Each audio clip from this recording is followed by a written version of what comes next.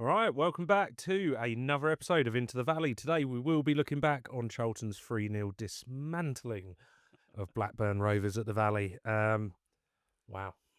Yeah. I don't think anyone was quite expecting what we saw there.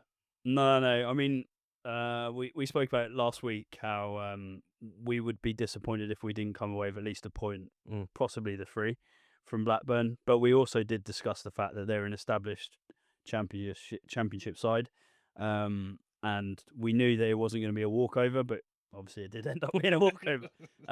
Yeah, I've not seen us play that well and sort of gel as a team and everything go to plan like that for some time. I can't think. I really can't. And I think we were saying before that the only time I can think of something that clicked like that in that way was probably the away day against Wickham last season. Yeah. Yeah. And even that game, I think it wasn't maybe clicking in the same way as this. I felt Wickham were in that game. Maybe there was a few kind of silly mistakes, and we kind of just took advantage. Whereas I felt in Yeah. this game, it wasn't a massive reliance on Blackburn being poor. I don't think they were great, but I think the way we played and what we did just made Yeah. it very difficult. And I feel that could have been various other sides in the league, and just the way we were playing was just it clicked on It's the. one of those days where everything just came off. I think as well, like after the game, I was sort of trying to think to myself, was it the fact that Blackburn didn't turn up? I just think we were just dominant. Mm. I think everything we did, we harried the ball so well, we pressed them. We actually had created multiple chances in that game. I mean, it could have been 5, 6, 7 that game. I would say it's one of those games where I'd say 3-0 was pretty flattering on them. Yeah. I think there was some huge chances away from the goals, and there were points in the game, I think, especially towards the end, where I thought, is this going to be a same conversation where we're saying we've dominated, but Blackburn just gets silly. And like when we were just 1-0 up and we'd had so many chances. Do you know what it was? It was after Burke missed I think it was Sonny Airy with a distant shot again, which we know he later caught one not too shabby. But I think it was at that point when Burke put it over, I thought, oh no, is this going to be one of those days? Yeah, 100%. I was nervous because I thought we've worked so hard, we've created so many chances. I thought it might be another one of those days where we just rue our missed chances. But obviously, Carey popping up with an absolute sledgehammer. And then I was really pleased to see Bree get a goal as well because he just played out his skin yet again. I know, again, we debated last week whether he was going to start. Obviously, he did end up starting, and again, he was unbelievable.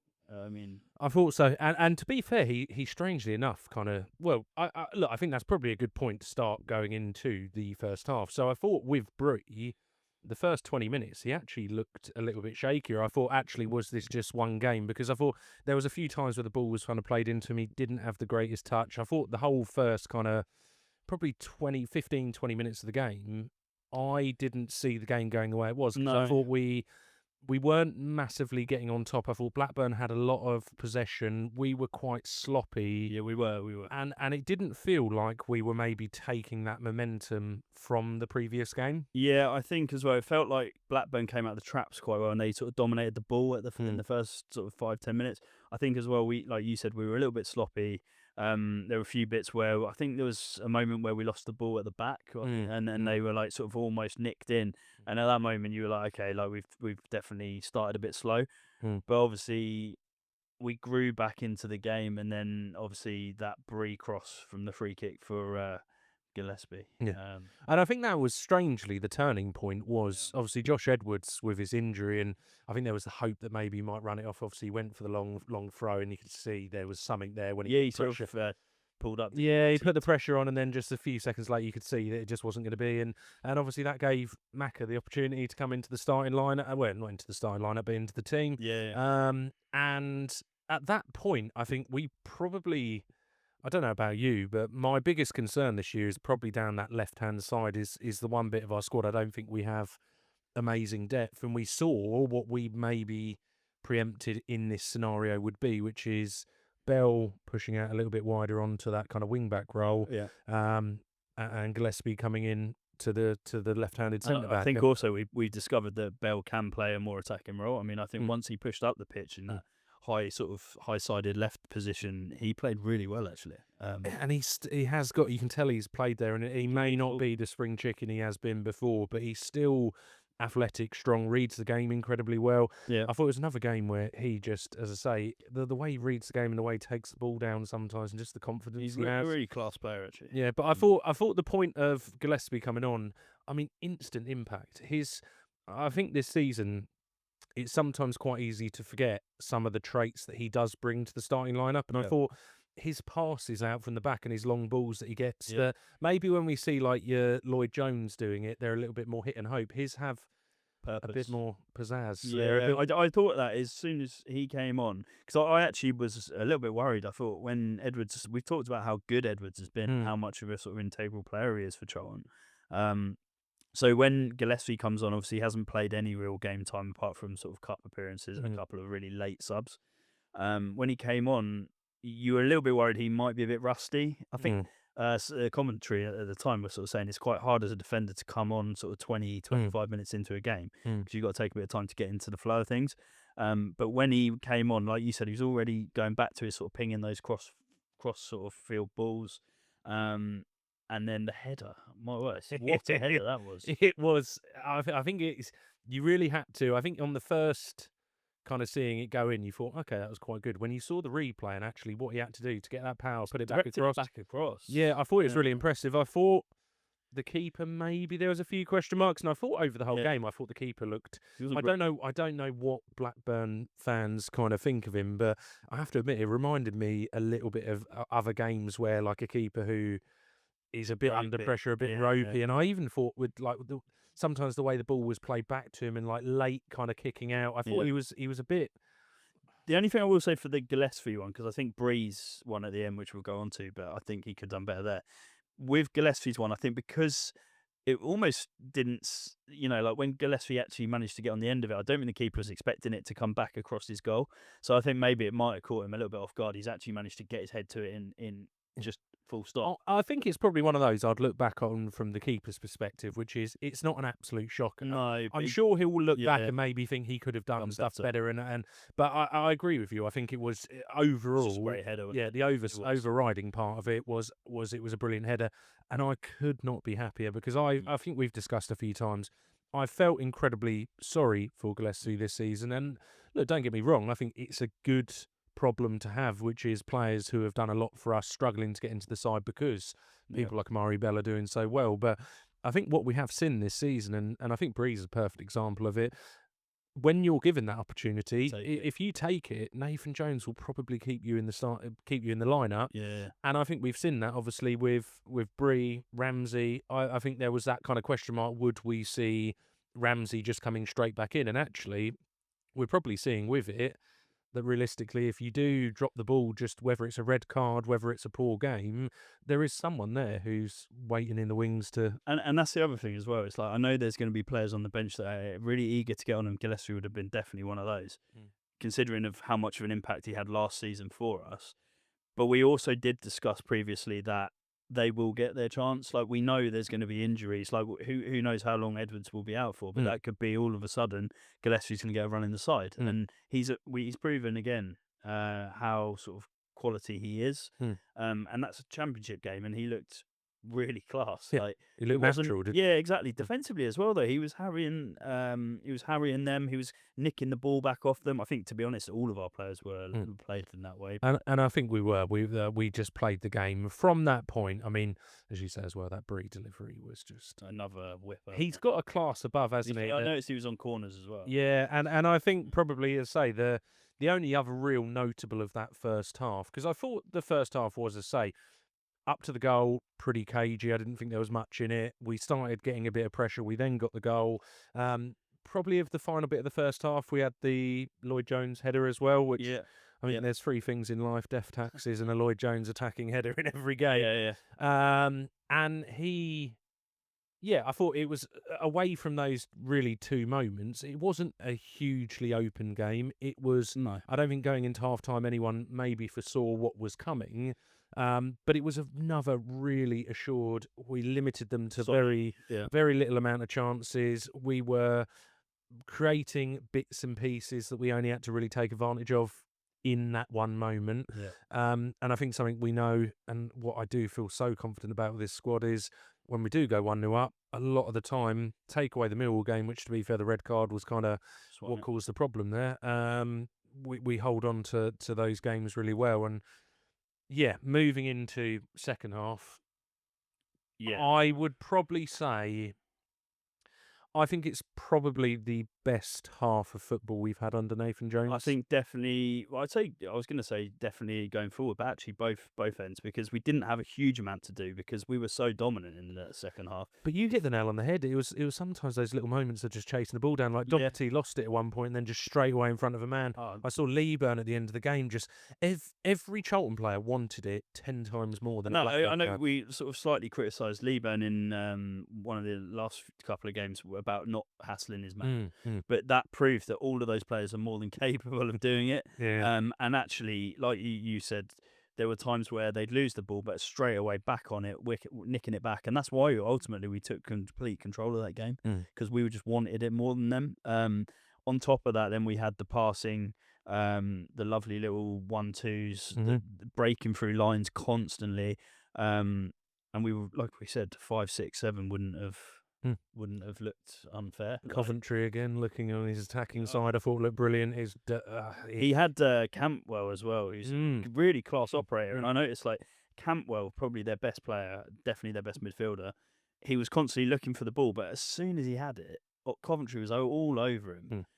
To the point where like Campbell was having to like push him off the ball, and Coventry won a couple of fouls from him, just like not being able to cope with him. And I think the second half, if we had a game plan in Nathan Jones' head, I think we probably ticked every single box of what he'd looked for. It was every aspect of what we had. And sometimes, look, it might be that you're a little bit poor on this side, but the attacking was really good and that's what got us through, or we were really solid and we nicked the game. But I thought every single part of our game clicked. And as the half went on, it felt like there was only one team who were going to win it. But the realistic side is, there are games where you do that and you do let it slip, and I think it was getting a bit later into the game. I thought the subs had a really good impact in the game. I thought when we kind of brought on Leeburn and Tante, they both really changed the game and add that extra kind of tenacity, energy, and I think it's something we're seeing more and more, that actually games that can be our turning point, whether we're kind of drawing or just ahead. That is the turning point when we get the subs in. Tanto especially, I thought. I just think he's so physical, but also, I mean, he sort of sparked the third goal we scored, because he obviously, I think he dribbled through a couple of players, sort of sprinted out the pitch, played Doherty, and then Doherty actually played a really nice ball back to Bree, and obviously he got the goal. But he had quite a few of those moments where he either dribbled past somebody.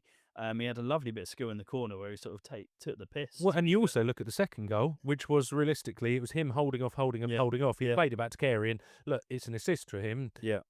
Everything there goes to Carey. It was great. He has caught that ball so sweetly, and not too long before was his shot from outside the area, which Burke should have scored, obviously on the rebound, albeit of all the players you want there, he's probably one of the least. But it was one that he should have scored, and I think that's something. I know we've discussed it on kind of previous episodes and earlier on in the season, but realistically, he brings such a dynamic side that just as a club we've been screaming out for, and that is those goals out of nowhere. Exactly. Pot shots where he's confident enough just to take that on. And it is so refreshing to see. It is, because we've had, how many times have we played teams where they've scored long range shots because their players have just had a go, and we haven't had that for a little while. And I think he is a complete fresh breath of fresh air, because he's just not shy. He will just, if he gets a little bit of space, and that's exactly what we did, just nudge the ball out. I heard that Jones was obviously like livid with the fact that he didn't play Bree, because Bree had the ball open, but instead he thought, I'm going to have a pop here, and when you have a pop, if you hit it well, and I really don't have a problem with it, because I think for so many years we've been screaming out for that, where we are maybe trying to pass it into the net or playing it too safe, and actually have that player who says, no, do you know what? I feel confident enough in my own ability. And look, it's not every time it's going to work, but we look in the goal. We look at the shot he had on the edge of the area, which then went to Burke. I was just about to say that created a chance. There are two chances that arguably we should score from both, but are both created just out of that moment of him just saying, "Do you know what? Actually, I'm going to take a chance." Yeah. And we said it about like when you look like last week, the weather we had at Sheffield. Sheffield, and like those kind of games, how it can just slip off or just go through, or you'll get a Yeah. goal that maybe the keeper should save. And as I say, it's just so lovely to see. And I thought, as I say, as soon as that second goal went in, I didn't feel any worry there No, at that no. point. I think we were home and hosed as soon as that went in, and then obviously we It felt was a little bit like Blackburn down tools. I kind yeah, of felt. it felt that way a little bit. I think they were a bit disheartened. I think they realised that they weren't really in the game. And I feel like also like not much came off from in that second half. So even when they did have the ball, like I say, we harried them so well that they barely had any time on the ball to actually create anything. So Yeah, no, I think overall, I say just sensational performance, and I think it's probably of all the weeks, it's going to be a really enjoyable one to go on to our next part, which is the individual performances. So, yeah, it's I think one that probably out of all the players to start with, um, we're just having the same conversation. Kaminsky, yeah. So he had again, 2 shots, not one this week. he did. Yeah, he did. One was from pretty far out, to be fair. But yeah, he again is just a complete solid pair of hands. I looked up as well.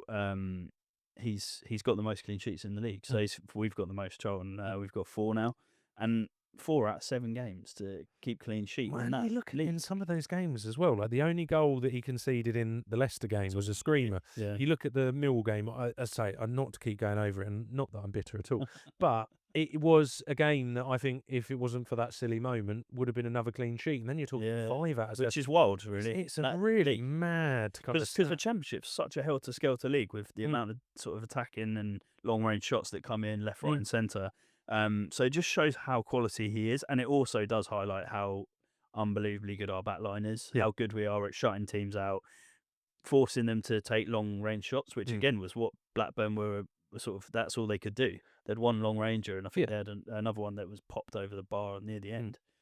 What But else was there? I think with Kaminsky as well, what I do feel really confident in is some keepers kind of need a little bit more in the game, and then they actually, if they don't, they switch off a little bit, and you kind of lose a bit of confidence. When you do need that one save, you don't maybe feel as confident towards it. Whereas I think with Kaminsky, I don't think it really matters if he's not having those shots. He's such an experienced head. That's what I love. Yeah. Yeah, and I think with it is something that we haven't had for such a long time, that actually that experience goes a long way, especially with the way we play.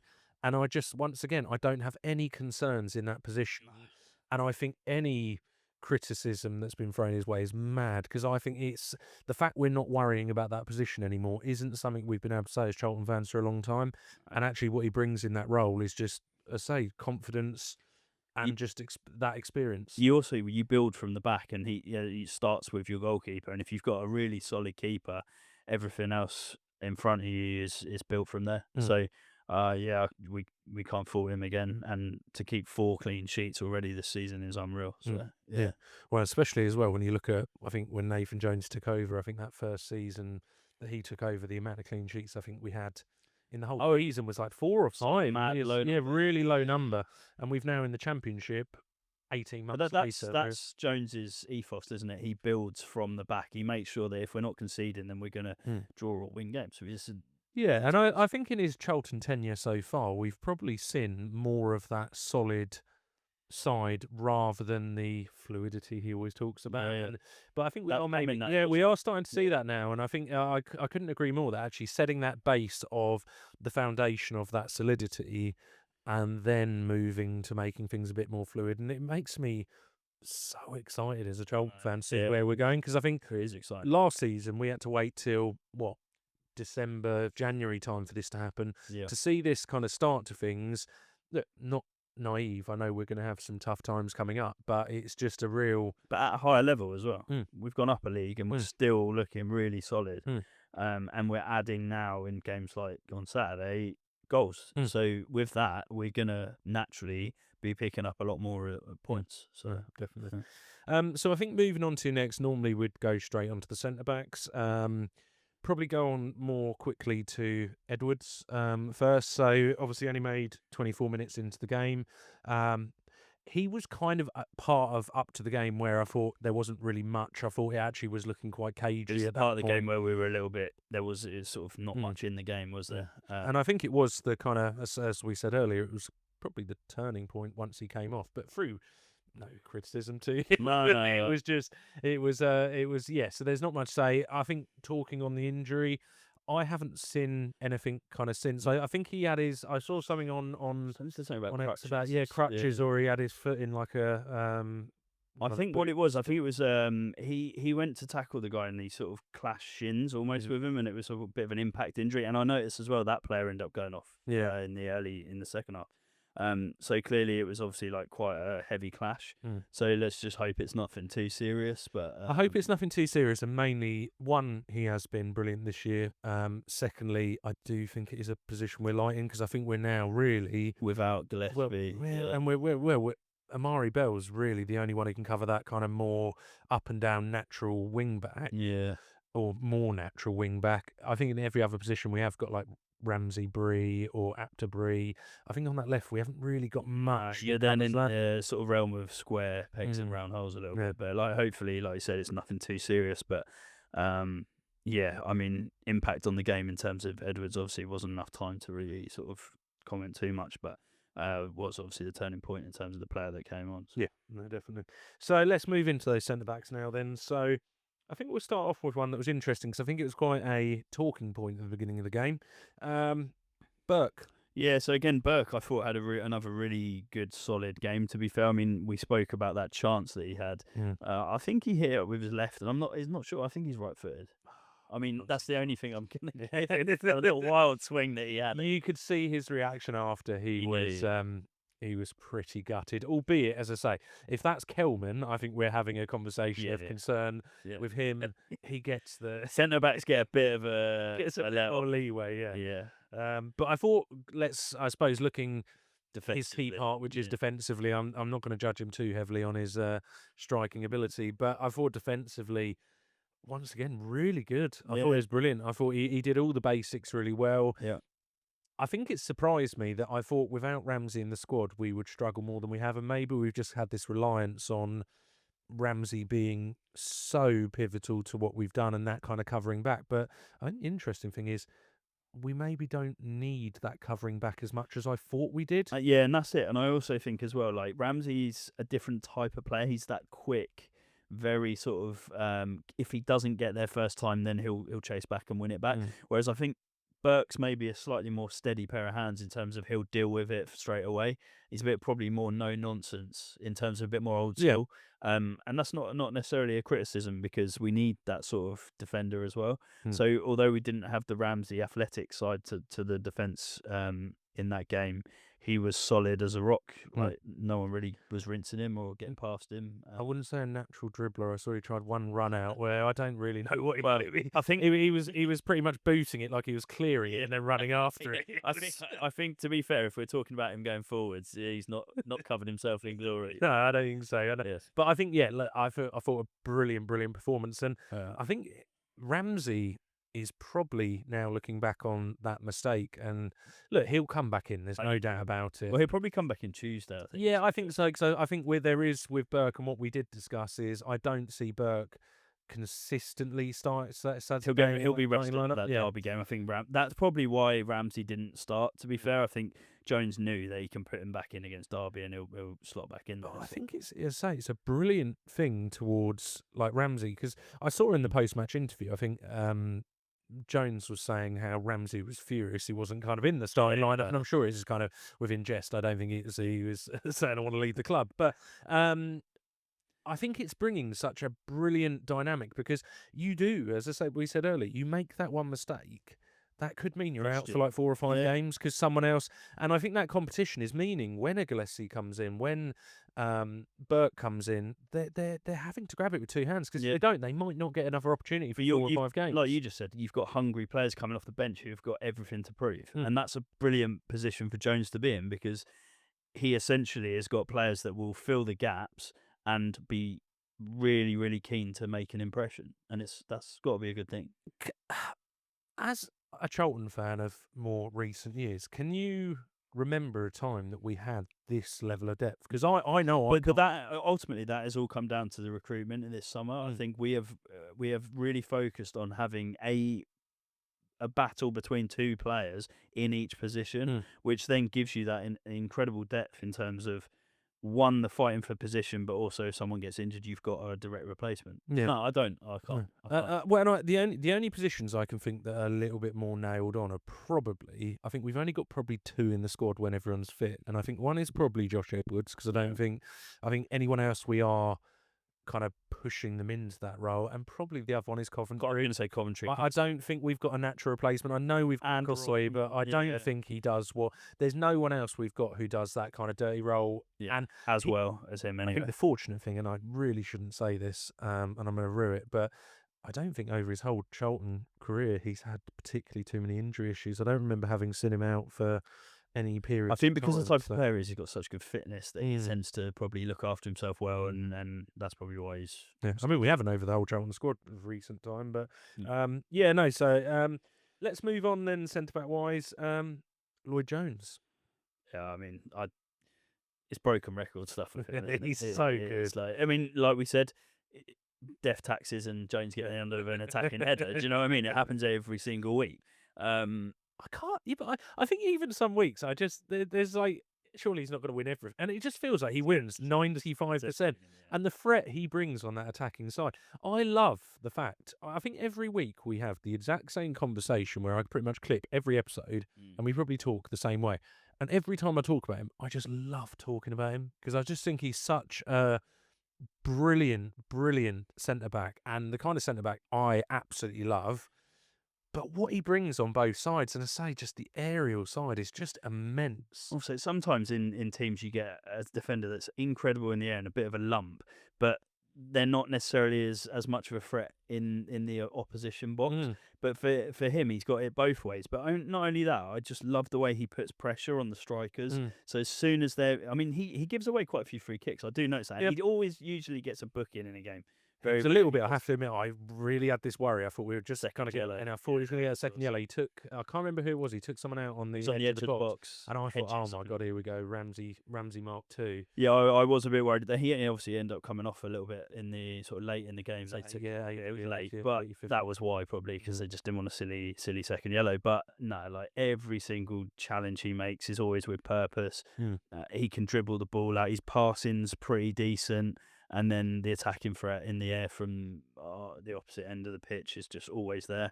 I love. I think he's probably Ramsey. I think brings, for me, centre back wise, of that role he's come into. I love Ramsey. I think he's brilliant. But I think Lloyd Jones is probably the most irreplaceable defender we have, because I don't think anyone else. I think there's some good. Look, we've got some really good aerial players, but I just think what he brings. That threat attacking, the threat defensively, the solidity. As we've said in the past, he would definitely be.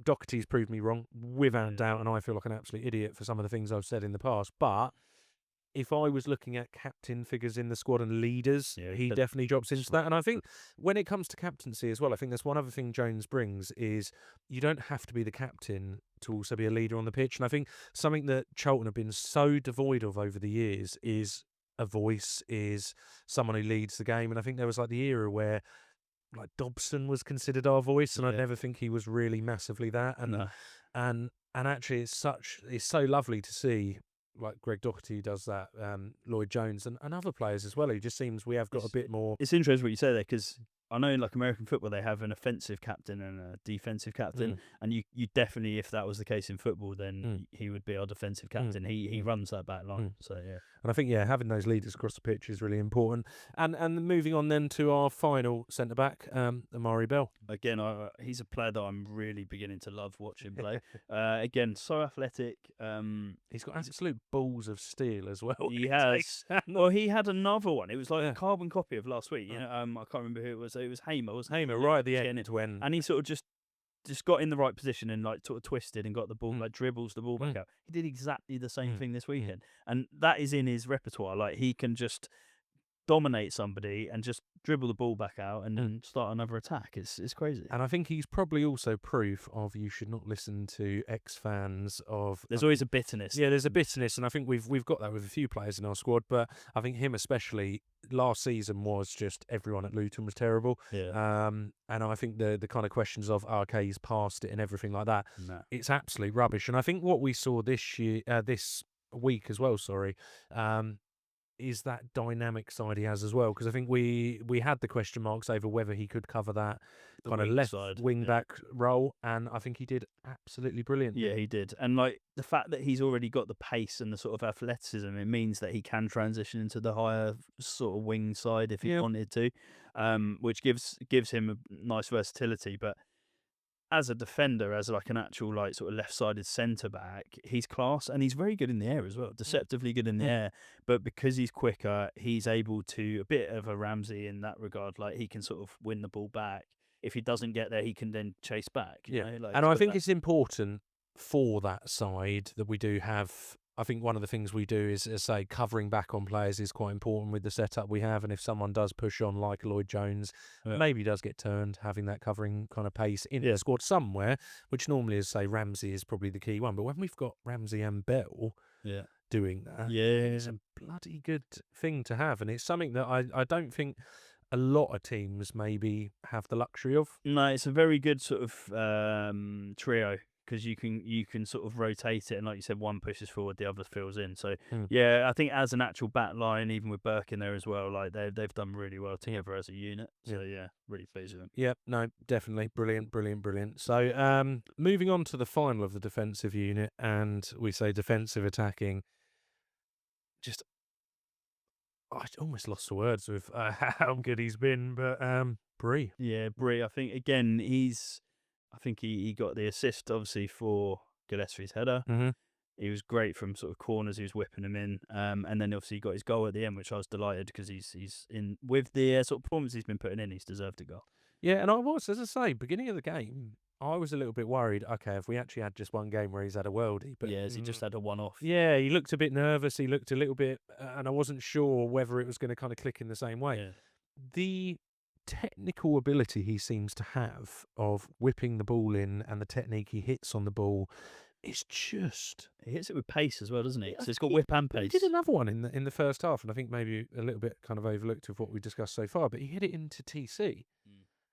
And the ball was absolutely incredible. And like you have like a more TC, never, when you put a header in for him, is probably going to be the top of your list to be on the end. So he did get on the end of it, to be fair, didn't he? He was bundled into, but yeah.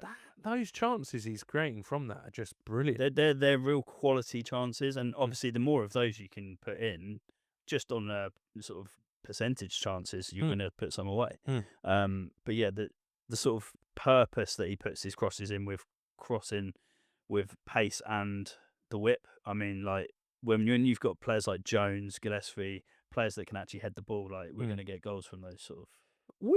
I think with Bree, I mean, as I say, brilliant. I think the fact he got the goal at the end, so deserved, and he's once again causing a real headache, because I think Apter, for as good as we said at the beginning of the season, I think he's had a really, really good start. The one thing we said is, statistically, he maybe wasn't getting the numbers we'd maybe want. Obviously, had that strange goal at QPR, but he's going to find himself very tough at the moment. I mean, I can't see a world where Bree's not starting. Bree has basically nailed down that position at this moment in time. You can't drop him on these performances that he's giving at the moment. So, yeah, I want us to sign him. And that's I'd love to know what the thinking is behind the deal in total, because I think when we signed him, seeing a loan deal till January, I find strange. Now, I don't know, and I'm hoping to God, one, he doesn't get so good that Southampton take him back, which I don't probably think is going to be the case, because I think they've got a lot of depth, haven't they? Yeah, and I'm not 100% sure that's probably the plan. But I don't know, have we done that on the basis we couldn't get the deal maybe tied up on what we wanted, so a loan was just the easier move with us picking up delayed in January. It gives us a chance to do it in January. Yeah, I also think as well, like Jones has made it very clear that he's not a massive fan of loan moves, and I think that's mainly down to the fact that he feels like they're not signed to the club, therefore like they might not give it their all. But I think Bree's played under him at Luton and Southampton. I'm pretty sure. So that automatically he knows the player really well, and like I say, he probably has got an eye on getting him over the line. And as Nathan Jones will let you know in every interview at the moment, he signs Nathan Jones players, not not ex-Luton players. He's obsessed with it at the moment. He is. He's definitely got a beard in his bonnet with the He'll be writing it in blood on the tunnel as they go out. Yeah. It's really making me laugh at the moment. But yeah, no, absolutely brilliant game. And long may that one continue. Yeah. To say, it's been a real surprise to me, but a really happy surprise. So, Yeah. So once again, Groundhog Day to a certain extent, but I thought middle of the park, absolutely brilliant yesterday. Start on Coventry. I say just did every part again really, really well.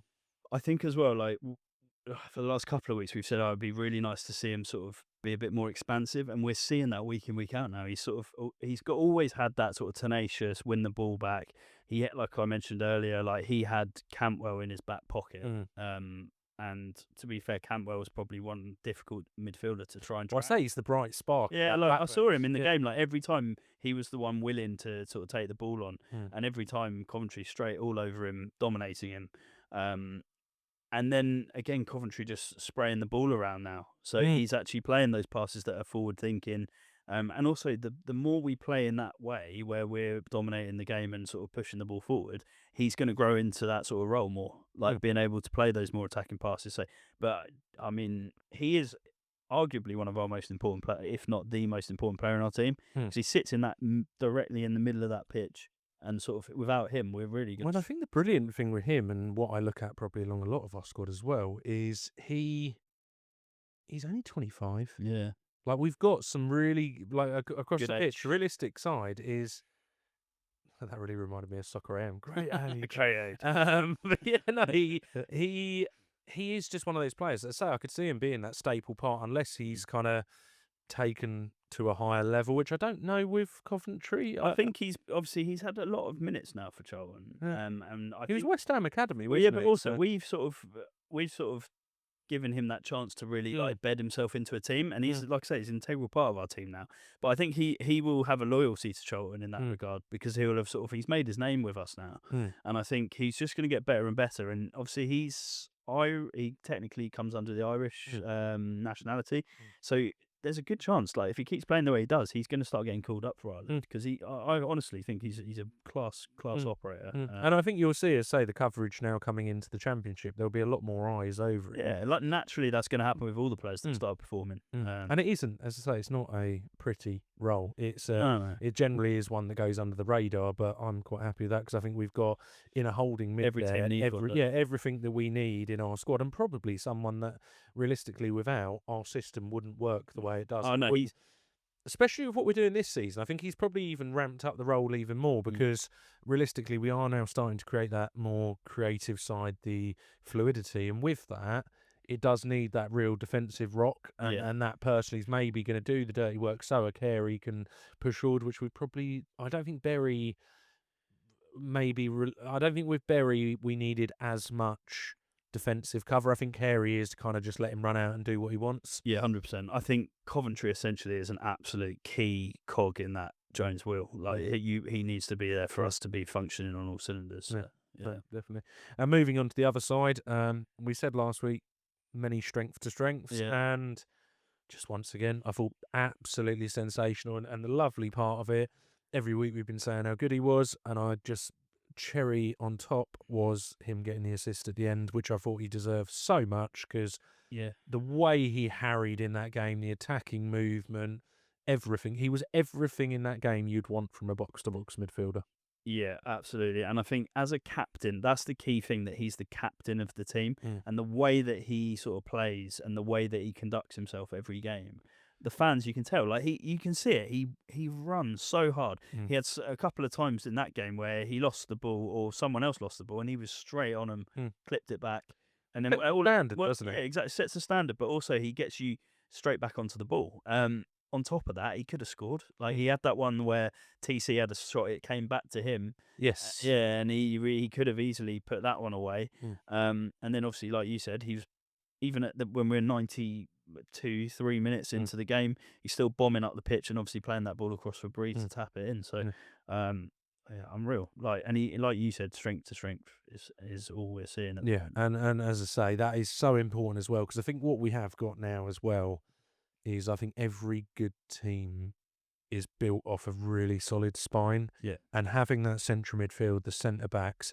I mean, realistically, we're saying it about most positions at the moment, but to have those positions so locked down is so key and so vital. And beginning of the season, we were looking at Doherty as okay. I want to see maybe a Carey drop in there. yeah, I'm now looking at it and thinking if we had an injury to Doherty, he'd be such a huge he'd be miss. missed And I'm massively. not Yeah. sure actually that other players in the squad could replace what he does in a whole role. Yes, there's players who could cover his attacking part of the game, but I don't think there's anyone who we have in the squad who, if we downgraded that, for example, and maybe harshing him, but Croy Anderson, even Carey in that role, I think Mhm. we would see a noticeable downgrade. I And think that's as well, what I like as well is that Coventry and Doherty have sort of created a really good partnership mm, now, and they're a bit like a metronome. Sort of one goes forward, they definitely are in sync, mm, and I think that that's really important in that middle of the park. You've got that two solid sort of players sitting in there. mm. Um, yeah, Doherty's,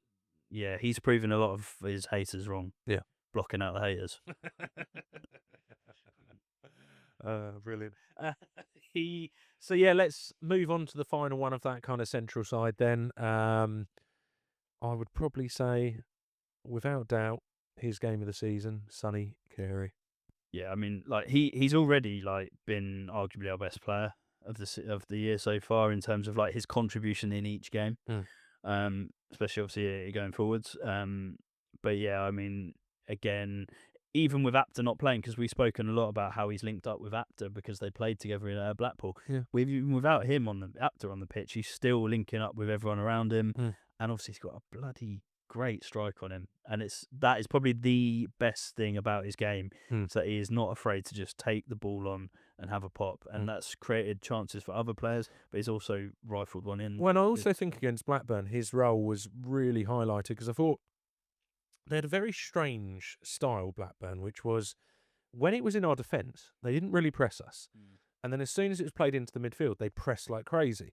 And what that was doing was creating this lovely pocket of space for people like Carey Yeah. in behind. That if we could just get it through that second press, All of a sudden, it opened up and we had a lot of space. And I think Carey's role in this game, that is where he got he his. thrives off that. Yeah, he thrives off it. And I think there are games like last week, for example, where we look at and think actually the game was much more wing based and he went a bit missing, not through anything playing bad. It was just naturally the game didn't suit him. And I think in games where we do have that space in that pocket, and it does make me think of when we were discussing the Harvey Nibs into Sonny Carey and who starts. I do start to think actually, do we have a bit of a blend here? Because Nibs, and we saw it in this, and we'll go on to it a little bit later, but I think he's such a much more physical presence. He's big, he's tall, he pushes players off, and I think certain games that physical side will be really important. And in other games where the space is allowed, Sonny Carey is so forward thinking and so positive with what he does, and that is shooting, moving into space, playing off passes. That there will be games like this where I just think it was made for him. It was, and ultimately, like having that space was what allowed him to get that shot off and score that goal.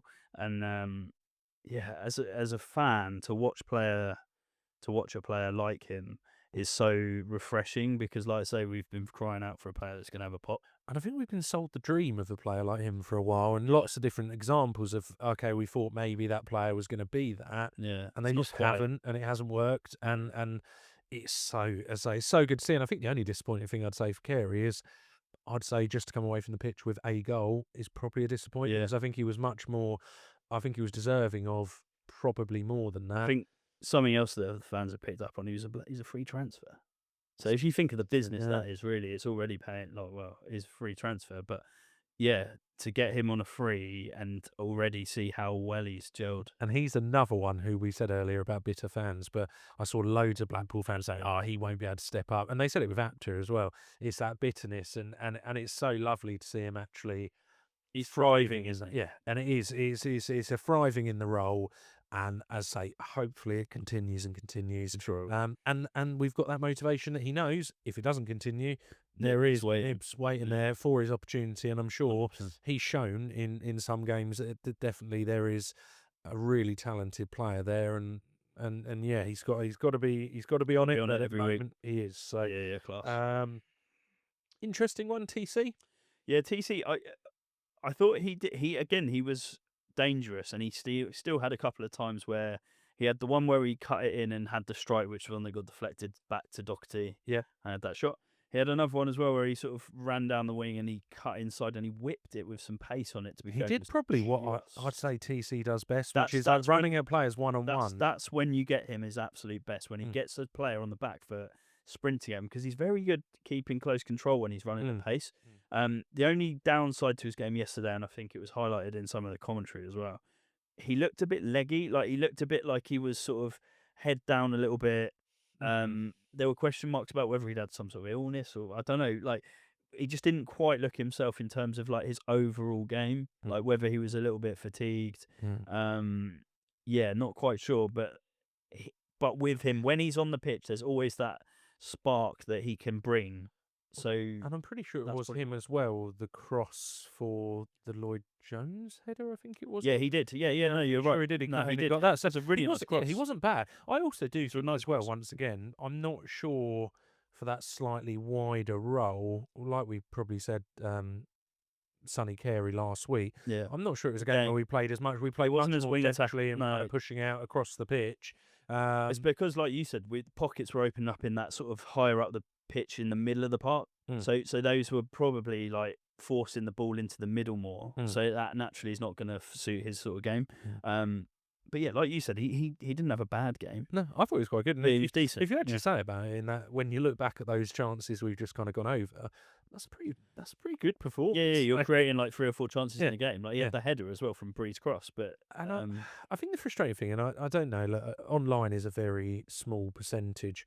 I do feel like with the Charlton fan base, and I really don't understand it, and I know we have touched on it before, but it seems like for a lot of fans, he's wanting to become the scapegoat. And I even saw yesterday, there were criticisms over it. I mean, we just bloody won 3-0. He's had a pretty okay, not his best ever performance, but not a bad one. I feel like, I don't know, there seems like there's a bit in the background. He is going to be that scapegoat this season when we do have bad moments. What it is with him is that because wingers generally are a little bit of a luxury player anyway. So they're sort of players that if they're not performing, and like I said, this game he didn't not perform. He played pretty well. But when they're not on it completely, they are the ones that are highlighted. You can see it, and if they're not tracking back how they should, and you got other players busting their balls to get the ball back, they get highlighted as the one that's sort of like, okay, they're not putting 100% in. And that was probably my only criticism of him this weekend was there were times where he probably could have put a bit more of a shift in.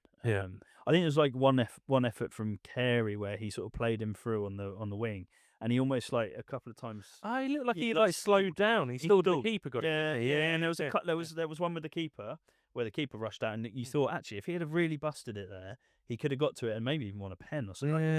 The other one was when Carey played the through ball through, and he almost like didn't quite go for it, and it was a bit strange, and that's why I think some people are asking a few questions about actually is he all right? You know? Okay. So there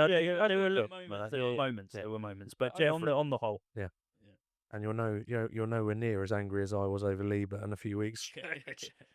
was somewhat irrational, but spitting feathers about him closing someone down. So the final one of the starting lineup, Kelman. Yeah, Kelman. I have to admit, my view on this game was I think we've seen week on week a bit sharper. He's improving. And he is improving. I thought more of that. But also, what I thought I saw in this game, which I thought was actually quite nice, is we're all very obsessed and focused in on goals. Kelman, the goal scorer. And look, don't get me wrong. You don't sign a player like him, and for the money we've rumoured to have paid for him not to be scoring. But I think what we saw yesterday was...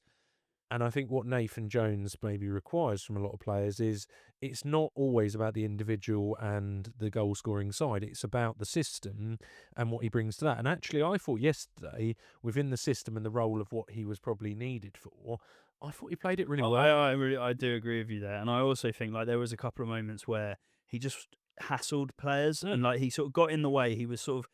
making it awkward for their defenders and then opening the game up. And we spoke about this before in the past. He opens the game up for other players. So although he's not necessarily going to be the one that's sort of the focus of that attack, he's getting on that first ball. He's holding the ball up. There was one where he sort of managed to wrestle the ball back, and Bree ended up wiggling his way through, winning a free kick on the edge of the box. And those moments are the ones where actually he's not having a direct impact in terms of like having a strike on goal or that sort of thing, but he is opening the play up for other players around him. So I'm desperate for him to score a goal, though. He needs to get a goal. He needs the goal, but as I say, once again, I don't.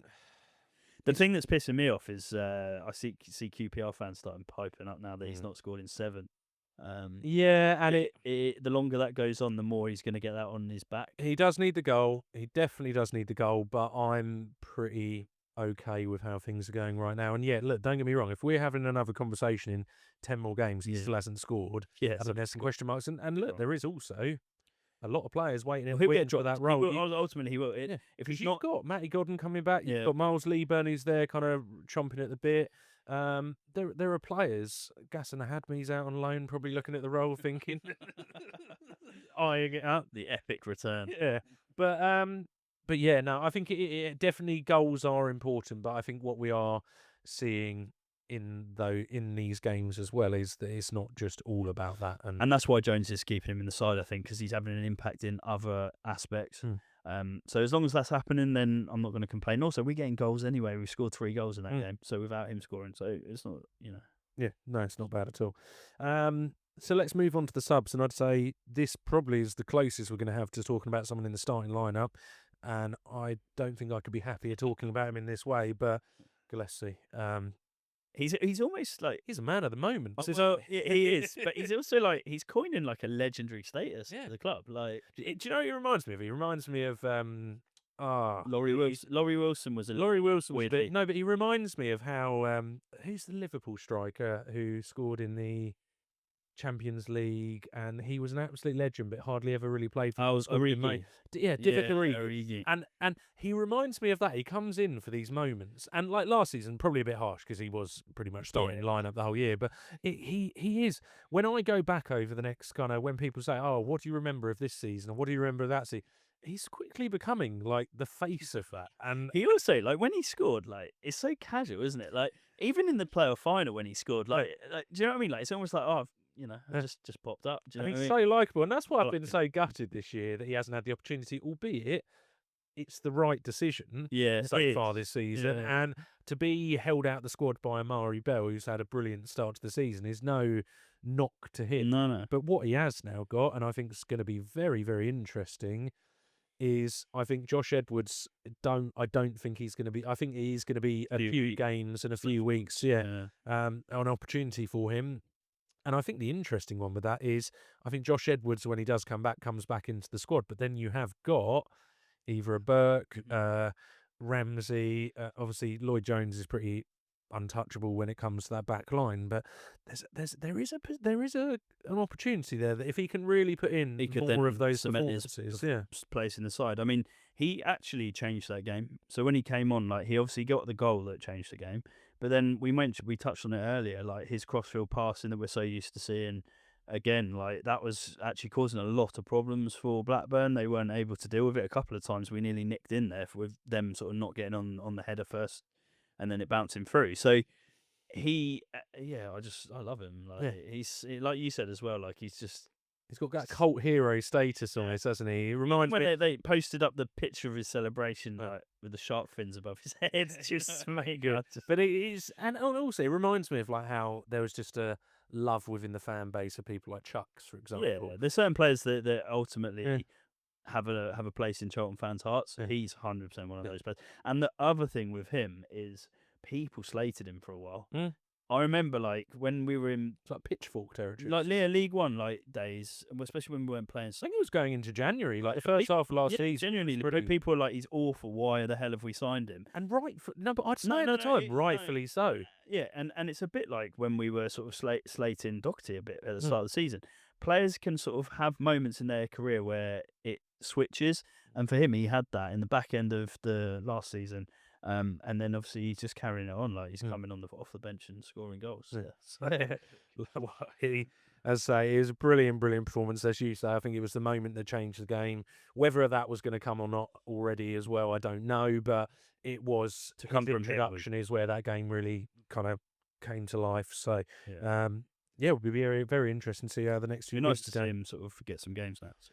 And I think we talk about maybe moments that changed the game as well. And I think this one was probably understated to maybe how important it was. And I think when Kelman and TC came off and were replaced by, we'll talk about these both in tandem because I think they both had really good games. But Alaf and Lieber, I thought that was a real game-changing moment because I think we were struggling maybe, even though we were on top, I don't feel like we were really creating as much clear cut. And I think especially of those two, I think Miles brought the what he always brings, physical kind of link-up play, but Tanto, I thought, put out of his skin. I mean, like, considering like he's coming off the bench, he just slotted straight into that position. But also he was dribbling past players, winning the ball back. He was so dogged when he'd like lost the ball there. He just bullied the ball back, and then to set up Doherty for his cross for Bree's goal, he dribbled past like two men.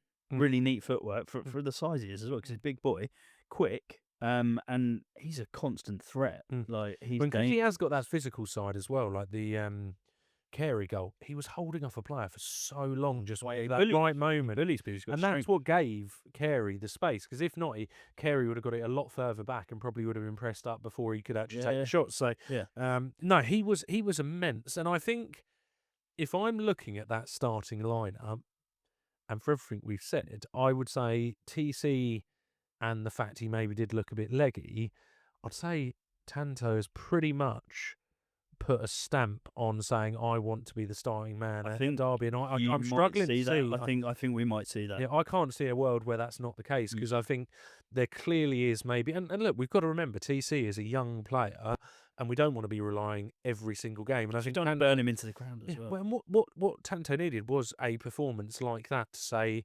actually, look, now next game, give me a chance. And I think what will be interesting with him is we've seen the impact he has coming up against tired legs. But I think seeing him from the start and what he brings actually, because the early part of the game when defenders have got all their energy, how there's going to have to be a more dynamic side to his game that maybe isn't just that physical side will always impact towards the end of the game. But I'm really intrigued to see, and I hope we do in the next game, see that side where actually what's he like as a starting 11. What I love as well is that if Tanto does start, we've just got role reversal. It's like he will come off in like the 60, 70, 80th minute, and you've got TC probably to come back on. And it's like, well, he's just bringing another element of like attacking flair. So, but yeah, I love Tanto. I think like I think we spoke about it before. Like he gives a little bit of like the Anike vibes, but with more athleticism, quicker feet.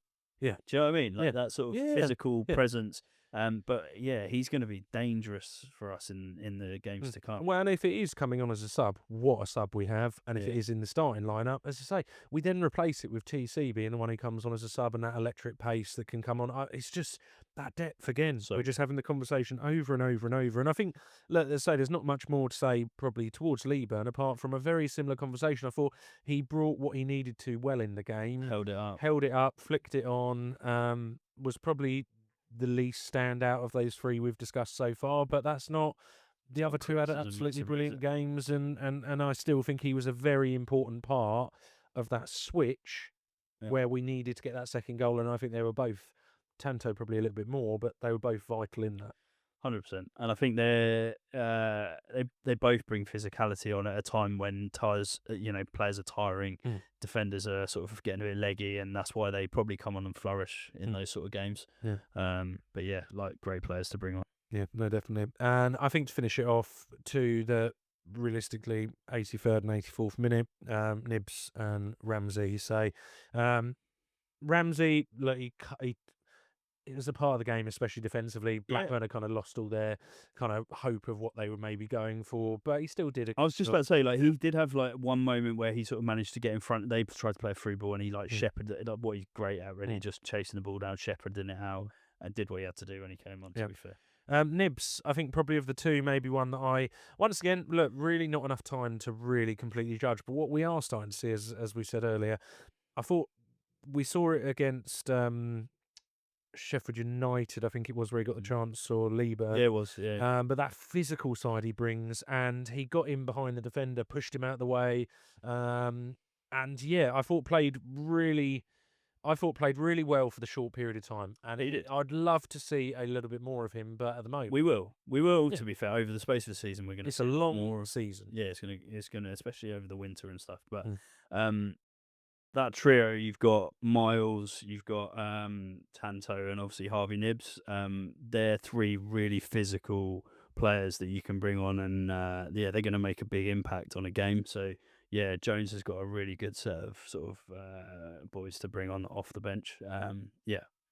And I think that's probably the most important thing so far this season, is just that depth, which we've discussed so many times, but I think is probably the most important part so far of what we're maybe offering, is that squad depth, and the faith in what we maybe highlighted this week is when an injury comes in, when a suspension comes in, we've just got some incredibly talented players who, yeah, look, they're not the absolute best player in the league, but they bought into what Nathan Jones wants and are all fighting for their place to prove, if someone else slips up, if someone gets an injury, I want to be straight into the lineup, and we're doing that brilliantly. We are, and obviously when you listen to the interviews of the players, they're all of them when they first joined the club. It's all we came because Jones convinced us of the project that we've got, and you can definitely tell that that's like the way that we've sort of built that team is around that sort of ethos of this is where we want to be, this is the way we play. Are you going to buy into it? Yes or no? And then if you are, then you're more than sort of capable to play for that side. So yeah, no, definitely. Yeah.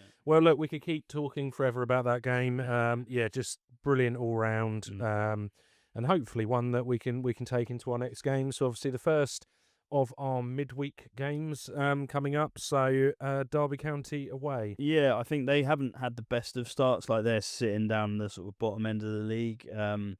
Saying that, like, you've already touched on the fact you quite rate Eustace as a manager. I think I do, and I also think when you look at their results they have had, and I think maybe it's deceptive where they are. They obviously had Ipswich away. Yeah.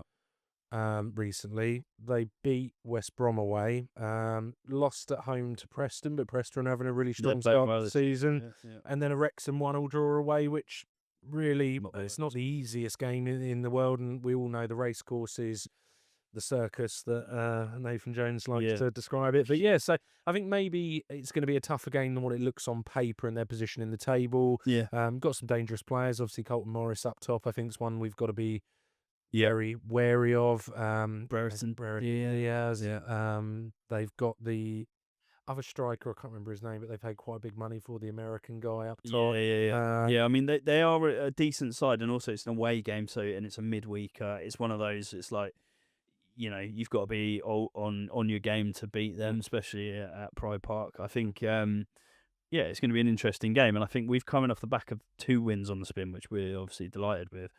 Is can we build on that? And if we can, then we start really pushing up that table. Yeah, I mean, one more win and we could be up in the top 2. I know, which is quite a great organisation. But I think you've hit the nail on the head. I think momentum is something that is so key and so important. We saw last season, a big part of our season from kind of December, January onwards was sheer momentum. Yeah. Look, I don't suspect that will be the same way this year, but early on, if we can get that gap between us and, realistically, which I think most Charlton fans will probably still say is our main goal of avoiding relegation, and I'd love to say that we are having a conversation where that is more pushing towards mid-table, or what would be incredible of kind of more towards kind of the top end of that mid-table playoffs. Yeah. But at this stage, the more we can start to kind of move, it's building those foundations, isn't it? And having that sort of solid start will really give us that opportunity to not have a huge high pressure on some of these bigger games. It will give us a bit of freedom to sort of play the way we want to play, without the fans getting on our back. If we had started with 3, 4, 5 losses, then we would already be sort of talking about how we're worried and all this stuff. So it's a great start, and I think Derby away is a very interesting game because it's one that's no game in the Championship's an easy game. The away games especially are always going to be tough. It's just how we can perform. Are you expecting same starting lineup? I think the only one I would probably question, I think probably 2. I think a Ramsey coming in for Burke, as we discussed That's earlier, enough, and I think so- Anto for TC Yeah. seems natural, albeit I wouldn't maybe put everything on that, because I do know, obviously, Nathan likes to try and keep the same starting lineup. Yeah. I just think there's a natural... We'll have Gillespie will probably start when he, Yeah. and then obviously Jones. Jones, what was he talking about? Amari Bell. No. Edwards. Edwards. There you go. Edwards obviously might be out for a little while, so yeah, there's going to be a bit of a shake up in the back line. But no, I think might see those other 2 you mentioned. It will most likely be a bit of a shake up because of the quick turnaround between the 2 games. But yeah, I'm really looking forward to it. And again, it's another one where we can just look forward to the game and see how we can build on the really, really good start we've currently sort of had. So. Yeah, no, definitely. And we will be, obviously, normally Monday uploads, but it will be one we will be bringing from a slightly further afield for yourself. You'll be in... Yeah, I'm away in Germany with work, so I'm going to try and do a stream across to see if we can get something up after the game, probably on the Wednesday, I would have thought. Yeah, so hopefully we'll get something up on the Wednesday, unless we have some real technical issues of the let's see how we go. Yeah, the international side of the pod. But yeah, so we'll hopefully have something Wednesday. If not, obviously something we'll cover next Monday. But yeah, so I think that's probably wraps everything up quite nicely. I know one thing we kind of wanted to discuss was on the social side of things. So our normal kind of call out, just to really appreciate if you do like the video and what we're putting together and the kind of chats we're having, we would really appreciate if you can subscribe to the channel. Really helps us with kind of growing everything out and continuing to bring hopefully good content your way. And and then we've also set up a TikTok, so it's the Into the Valley Pod. But that's for people that I guess like the shorter clips. They got the subtitles on them and stuff, so they're quite nice little short clips that people can watch. So yeah, go and sort of sign up to that as well. We'll pump that out every week as well. So on top of the YouTube vid, we'll put some clips in there, and I think some people quite like watching it through that sort of setup. So they don't have to hear us waffling on forever. Exactly. Get a slightly shorter side of it. So so brilliant. So I think the final one, as I said, I'm more motivated to do this when it looks so lovely. But we'll just have a quick look over the league table that will be coming up there. But yeah, 7th place. Yeah, dizzy heights. Yeah, I mean, if we can end up around that sort of area of the table come the end of the season, we will be doing a little dance. I would say so. And 2 points off top 2. Currently sitting above Millwall, Birmingham, Ipswich, Norwich. So, yeah, lovely. Pretty much just 3/4 of the league. Yes, so yeah, exactly. So, but yeah, no, lovely viewing at the moment. I'm sure, as I say, that will change as time goes on. But what an incredible start! And I think the most impressive thing there is 7th, when I think most Charlton fans are looking at probably our games and our results we've had and thinking we're probably quite harsh to be sitting on only 11. And if one of those games had kind of gone differently, whether it's the Millwall, the Leicester, whatever, we'd be talking about a Charlton that are in the top 3 in the league. Yeah. Well, we can't ask for more than that, and I think Jones will be absolutely delighted with the sort of start that he's had. Albeit, like you said, could have actually been better, but yeah, we're delighted. Well, and we discussed a few games ago as well, where I think we were hitting that crux point of how many times can we have the conversation of playing well but not picking up the points we really needed to also alongside. And I think that's what we've done with that Sheffield United result, with the result against Blackburn at the weekend. And I think it now really starts to give us that springboard for moving on the season, going up the table and getting to the Prem. That's it. That's the holy grail. Yeah, let's see. Yeah, we'll see. But yeah, look, thank you very much for watching again. And as I say, fingers crossed, we will be back on Wednesday this week. If not, we will see you next Monday, and we'll see you on the next one.